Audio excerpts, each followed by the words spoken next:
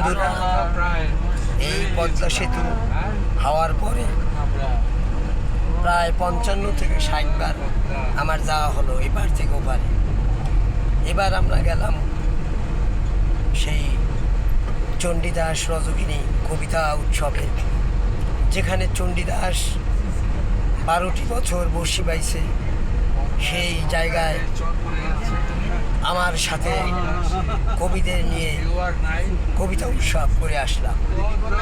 এই যে এই পদ্মা সেতু হওয়ার পর আমাদের দক্ষিণবঙ্গের 21টা জেলা তাদের শিল্প, সাহিত্য, অর্থনীতি, সমাজনীতি সমস্ত সম্পর্ক দ্রুত বদলে গেছে।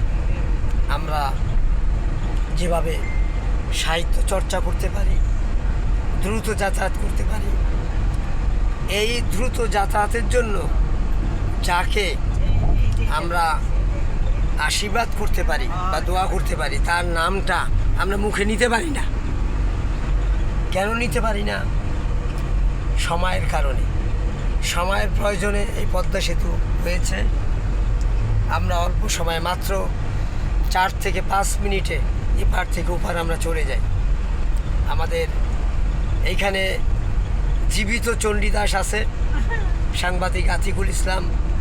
সে গতকাল রজকিনীকে নিয়ে হারিয়ে গিয়েছিল চণ্ডীদাসের সেই ধোবাখালিতে। এবার আমাদের সব্যসাচী ফারুক প্রধান, সেও পুলকিত, এবং কবি ছড়াকার ইউসুফ রেজা, সে পুরা মাগুরা জেলার ইতিহাস ঐতিহ্য ঘুরে ঘুরে সাক্ষী রেখে আসছে। বাপ্পি সাহা একটা মন্দিরও বাকি রাখে নাই, সব জায়গায় প্রসাদ খাইয়াইছে। ল্যাংটা বাবার প্রসাদ খাইয়াইছে। এইখানে আমাদের একমাত্র সভাপতি কবি হালিমা বেগম, সে আজকে এমন একটা ফুল পাইছে এবং এই ফুল পাইয়া সে ডাটা শাক লই আইছে। কবির বাড়ি থেকে আমরা পেয়ারা থেকে শুরু করে অনেক কিছু খেয়ে আসছি।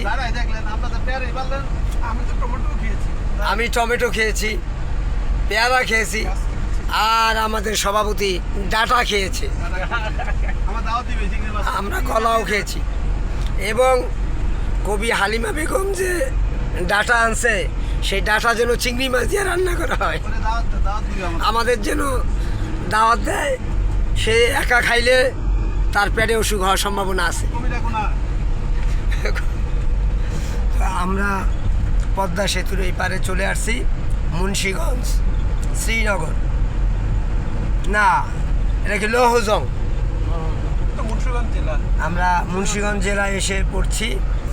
দেখছেন যে অসম্ভব একটা সুন্দর যে দৃশ্যপট আমাদের ভালো লাগায়, আমাদের লিখতে শেখায়, আমাদের ভাবতে শেখায়।